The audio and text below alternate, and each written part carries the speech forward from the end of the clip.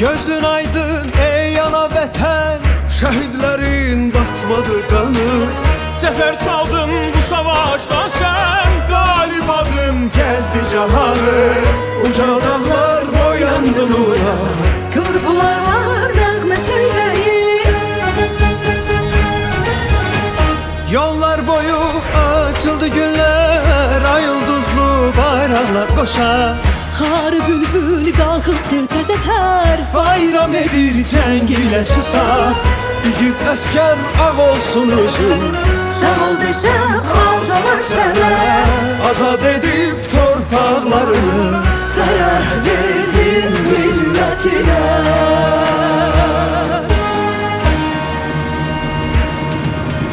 ben bir millətəm, tarih yazan. Zaferim dillere dastan, dursa karşında bütün cahan.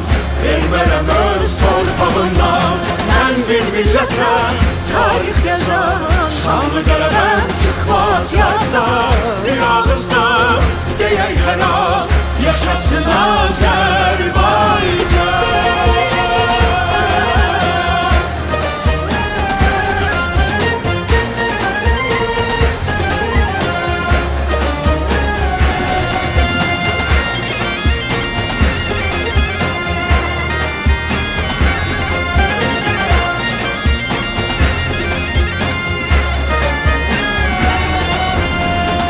Milletimiz hak yolcusu, hakkınızı dönen değil.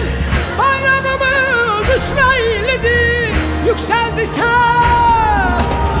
yükseldiyse helal değil. Bu bayrakta ölmez ruhum, hem geçmişti hem gelecek yurdumuzun.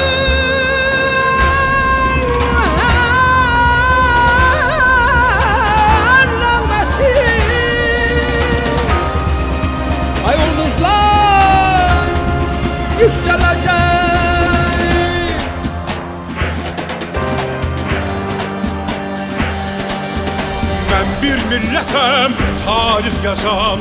Zəfərim dinlərə dastan, dursa qarşımda bütün cahan.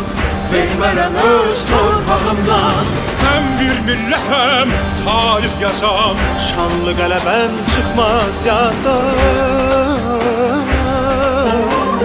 yaşasın Azərbaycan. Ben bir millətəm, tarih yazan. Zəfərim dillərə dastan, dursa qarşında bütün cahan. Vermərəm öz torpağımdan. Ben bir millətəm,